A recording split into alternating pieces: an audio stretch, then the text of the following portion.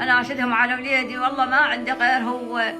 القبض على التيك توكر حسام عناد حسحس على خلفية تورطه بعمليات غسيل الأموال، وذلك بعد يوم من مناشدة والدته للحكومة العراقية بمعرفة مصير ولدها.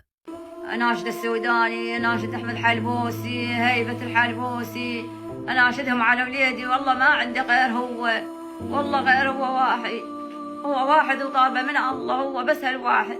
والله بدي هدم حيلي، كسر ظهري، والله بدي أقوم ما أقدر. أنا على الله وعلي جال دحق على عيشتي وعيشة خواته ودواية ومصرف.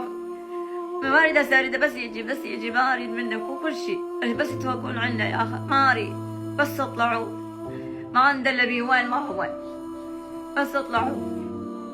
والله فقير وعلى لاهيته، والله ما عنده كل شيء، بس اطلعوا. أناشدكم كلكم، أناشد القضاء، ناشد القضاء ساعدني تطلعوا بيدي، ناشد القضاء السوداني أحمد الحلبوسي راكان، بس وين المروة، والله ما عنده غير هو. هو اللي دحق على دربه ودحق علي، هو اللي قال يعيش بطريقي، هو بس علم الدور، وهو بس الواحد عندي، هو اللي مضوي عيوني، هو اللي معادل حياتي كلها، هو عيوني اللي اشوف بيهن، بدون كل شيء ما اسوى،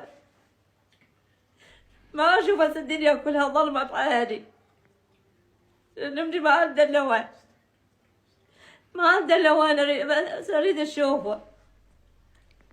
ناشدكم من القضاء، ناشدكم كلكم. قضاءنا عادل وما تصور والله العظيم.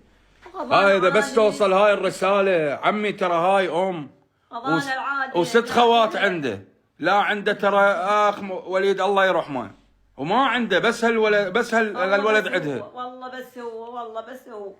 صح كنا الله شاهد، ولدها وغالية علينا وهاي، بس هاي والله بس هو. ام والله عيون هو اللي اشوف وين هو. 11 يوم ما نعرف عنه شيء، ما شايفته، ما تدري ياكل يشرب شنو وضعه شنو، مع العلم نعرف بين الحمد لله بلدنا قايم على قضاء وقايم على امور زينه، بس نريد فزعه للناس، خلي تشوف تقول يابا هذا حسام وينه. هاي احنا 10 ايام المحامين يوميا باكر يوميا باكر يوميا باكر يوميا باكر، وما نعرف تتمدد تنعرض قضيته شنو القضيه، مع العلم فات على موضوع تافه والله، يعني اذا اسولف فيها منها حتى. وترى احكي لكم ترى ما حد مشتكي عليه، لا اكو شكوى ولا واحد مشتكي عليه ولا